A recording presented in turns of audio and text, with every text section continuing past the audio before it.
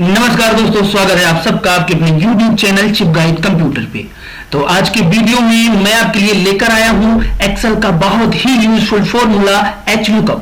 हाँ, अगर आपने हमारी इससे पहले वाली वीडियो नहीं देखी है जिसमें हमने आपको VLOOKUP के बारे में बताया है तो लिंक डिस्क्रिप्शन में है, जाएं और पहले आप वो वीडियो देखें जिससे इस फॉर्मूले को समझने में और आसानी हो।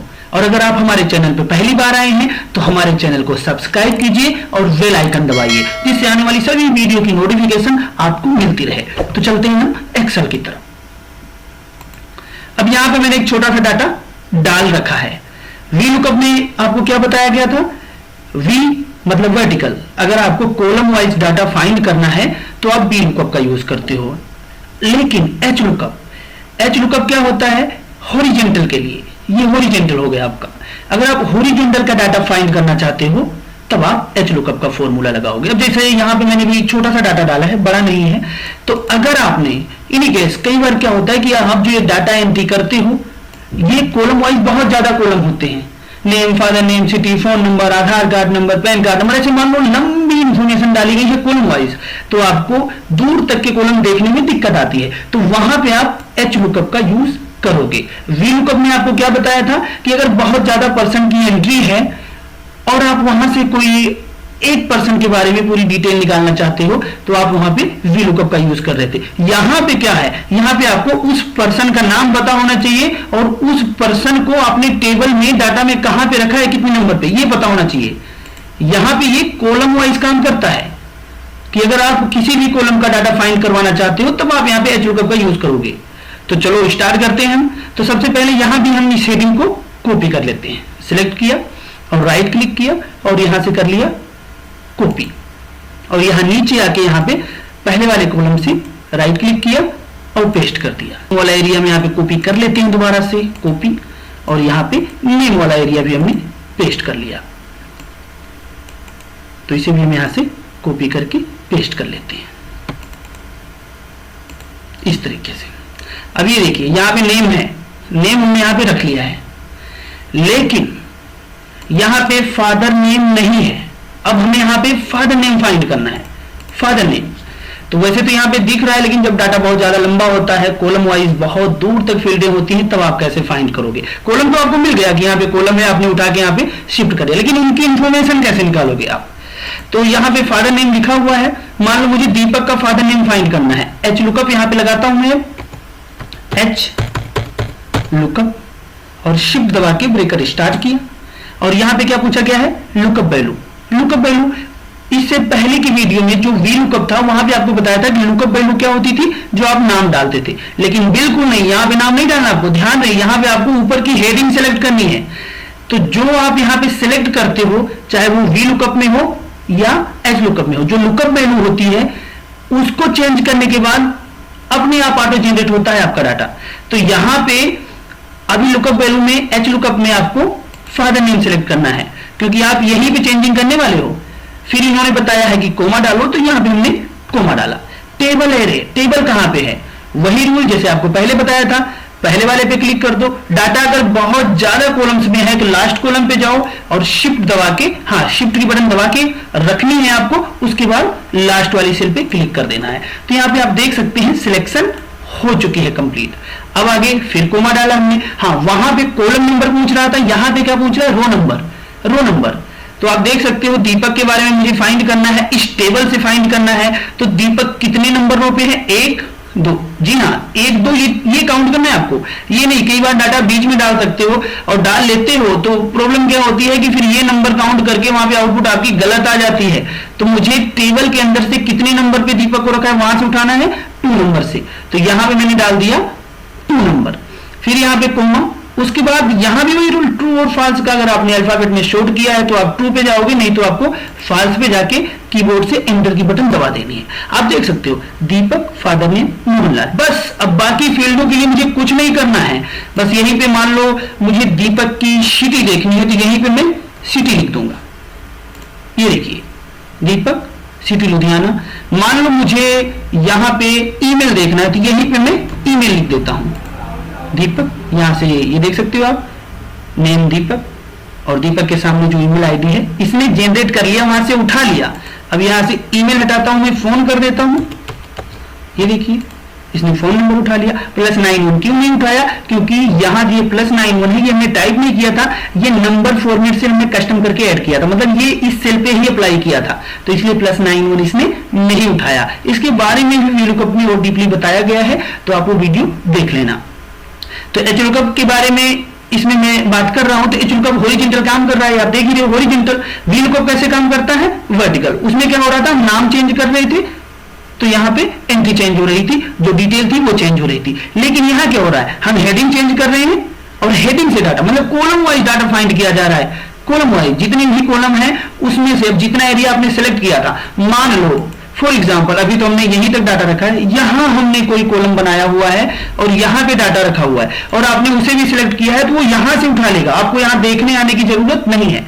तो HLOOKUP कॉलम वाइज यूज करोगे। VLOOKUP में क्या होता था कि वो आप उस कॉलम में, एक कॉलम में जो आप बता देते थे, उस कॉलम में जितना डाटा होता था वो वहां से फाइंड करके शो करवाता था। लेकिन HLOOKUP में क्या हो रहा है कि जो रो बता दोगे, उस रो में जितना लंबा डाटा होगा, चाहे वो जितना लंबा हो, वहां से उठा के यहां पे ये शो करवाएगा। लेकिन आपको एरिया सिलेक्ट कर देना है, टेबल एरिया में आपको बता देना है कि आपकी टेबल कहां पे है। अब मैं आपको एक एग्जांपल देता हूं, जैसे यहां पे ये रो नंबर आप देख रहे हैं, इन्हें भी डाल सकते हो, लेकिन प्रॉब्लम क्या आती है, जैसे ये डाटा हमने सिलेक्ट कर लिया और यहां से मैं इसे राइट क्लिक करके कट कर लेता हूं और इसको थोड़ा नीचे से स्टार्ट कर देता हूं, राइट क्लिक किया और पेस्ट कर दिया। अब डाटा नीचे आ चुका है। अब जब मैं ये फॉर्मूला लगाऊंगा, चलिए मैं यहां पे दोबारा से फादर नेम कर देता हूं, फादर नेम इक्वल डाल के यहां से लगा दिया मैंने HLOOKUP, ब्रैकेट स्टार्ट कर ली, लुकअप वैल्यू, हेडिंग सिलेक्ट कर ली, कोमा, टेबल पूछ रहा है तो टेबल यहां पे सिलेक्ट कर लो और उसके बाद में फिर कोमा, रो नंबर पूछ रहा है। अब यहां पे समझना है आपको, रो नंबर, तो रो कितने नंबर पे है? 4 पे है। नहीं, ये 4 नहीं लिखना आपको, ये ध्यान है, 4 नहीं, ये टेबल में कितने नंबर पे है, क्योंकि एरिया तो हमने ये बताया ना, ये नहीं बताया हमने ना, हमने तो ये डाटा सिलेक्ट किया, तो इस टेबल में कितने नंबर पे है? 1 2, तो आपको यहां पे 2 डालना है। तो जब आप बीच में डाटा डालते हो, कहीं बीच में एंट्री किया आपने, तो आपको क्या करना होता है कि उसके साइड में एक कॉलम और लगा लेना होता है। कैसे लगाएंगे आप? राइट क्लिक करो, इंसर्ट पे जाओ, क्लिक करो, यहां पे लिखा होता है इंटर कॉलम, तो जैसे ही आप एंटर कॉलम करोगे, जहां पे आप हैं वहां पे कॉलम और आ जाएगा। अब यहां पे मान लो मैंने आईडी लिख दी कि आईडी नंबर के लिए, और यहां पे नंबर डाल देता हूं 1 2, दोनों को सिलेक्ट कर लिया और इसे यहां से मैं ड्रैग कर लेता हूं। ये देखिए नंबर हमने यहां पे डाल दिया है। अब इसे दोबारा से यहां पे फॉर्मूले में यूज करने वाले हैं। इक्वल डाला, HLOOKUP, ब्रैकेट स्टार्ट, और ब्रैकेट स्टार्ट करने के बाद में lookup value, father name, comma, table array, table कहां पे? टेबल ये है, शिफ्ट दबा के हमने सिलेक्शन कर ली, फिर कोमा, रो नंबर पूछ रहा है, तो रो नंबर क्या है दीपक का? 1, तो आपको यहां पे 1 डाल देना है, फिर कोमा और फाल्स पे जाके एंटर दबाओ। अब देखिए यहां पे आउटपुट आपकी गलत आ चुकी है, आउटपुट आपकी गलत आई है। क्यों आउटपुट गलत आई? इसका क्या रीजन है? ऐसे हो सकता है अगर आउटपुट गलत आए तो हम क्या करें? तो आउटपुट अगर गलत आती है, दोबारा यहां पे आते हैं, ये 1 जो हमने डाला था, मैं दोबारा से फॉर्मूला लगाता हूं, आपको दिखाता हूं, equal HLOOKUP, bracket start, lookup value, father name select कर लिया, comma, table array, table select कर लिया यहां से, कोमा, रो नंबर। अब ये जो दीपक है ये रो नंबर 1 नहीं है, रो नंबर 2 है। अब बात आती है 2 कैसे है?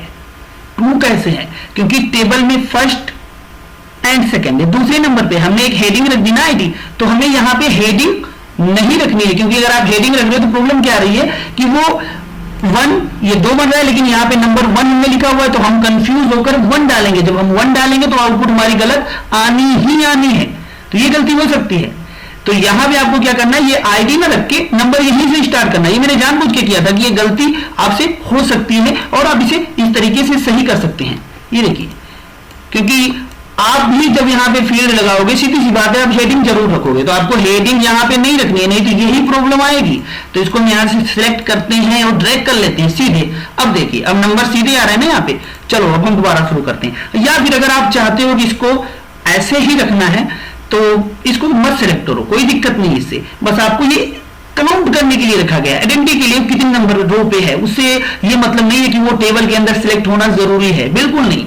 तो दोबारा मैं यहां पे लगाता हूं formula equal H lookup bracket start. अब देखो इसे मैं नहीं सिलेक्ट करता हूं, इस बार छोड़ दिया मैंने इसे। ये देखिए, पहले पे क्लिक कर लेता हूं, पहले मैं फादर नेम सिलेक्ट कर लेता हूं कि मुझे कौन सी लुकअप वैल्यू चाहिए, फादर नेम कोमा, और यहां से अब बोल रहा है टेबल ले रही, तो मैं यहां से टेबल की सिलेक्शन कर लेता हूं। देख लीजिए यहाँ पे कॉलम मैंने छोड़ दिया, जो नंबर वाला है वो केवल आइडेंटिटी के लिए कि हमें काउंट करने में दिक्कत ना हो, इसलिए मैंने रखा हुआ है। पहले पे क्लिक किया और यहां से लास्ट पे जाके सिलेक्शन कर ली हमने। फिर हमने यहाँ पे कोमा डाला, रो नंबर पूछा गया। अब देखिए दीपक का रो नंबर क्या है, 2।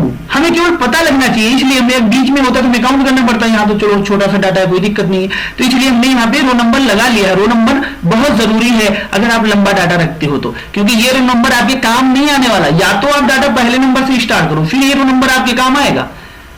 क्योंकि वैसे अगर हम यहां से स्टार्ट करें, तभी देखिए दीपक 4 पे बता रहा है ना ये रो का एरिया, क्योंकि वो तो 1 से स्टार्ट होगा, तो ये गलत हो जाएगा। लेकिन अभी है कहां पे, टेबल में ये दूसरे नंबर पे है 2, तो यहां पे मैंने डाल दिया 2 और यहां पे कोमा, और फाल्स पे आके हमने यहां पे एंटर प्रेस कर दिया। अब देखिए आउटपुट आगे से मोहनलाल। अब इस 2 नंबर वाली रो में जितना भी डाटा होगा पूरे लास्ट तक अगर आपने सेलेक्ट किया है तो वहां से आप यहां पे फैच करवा सकते हो, डाटा देख सकते हो। वैसे एक्सेल में टोटल 10,48,576 रो होती हैं। रो कौन सी होती है, रो ये होती है, आपको पता ही है। कॉलम ऐसे होते हैं और 16,384 कॉलम होते हैं। तो 16,384 कॉलम के अंदर उधर जितना भी डाटा होगा अगर आपने सिलेक्ट किया है तो यहां पे एक ही क्लिक में फाइंड कर पाओगे। ये होता है एच लुकअप का काम। तो अब आई होप आपको समझ आ गया होगा कि किस तरीके से आप एच लुकअप का यूज करोगे और किस तरीके से वी लुकअप का। मैं एक बार आपको दोबारा बताता हूं, वी लुकअप कहां भी यूज करते हैं, जहां पे कॉलम वाइज, मतलब एक पूरे कॉलम का डाटा हमें देखना है, चाहे वो 10,48,576 लाइनों का हो, पूरे इस कॉलम का डाटा देखना हो, तो वहां पे वी लुकअप का यूज करोगे आप। लेकिन एच लुकअप में क्या होता है कि जो भी रो आप बता दोगे उस रो का पूरा डाटा उठा के दिखाएगा, चाहे वो 16,384 कॉलम तक क्यों ना हो, अगर आपने एरिया सिलेक्ट किया है तो हमारे साथ ऐसे ही जुड़े रहे और हमारे चैनल को सब्सक्राइब कर लिया आपने, बेल आइकन दबा ही दिया है, वीडियो को शेयर कर दीजिए अपने जानने वालों के साथ में, जिससे वो भी इस वीडियो का फायदा उठा पाए और आगे नॉलेज वाली वीडियो आए तो वो मिस ना करें। धन्यवाद।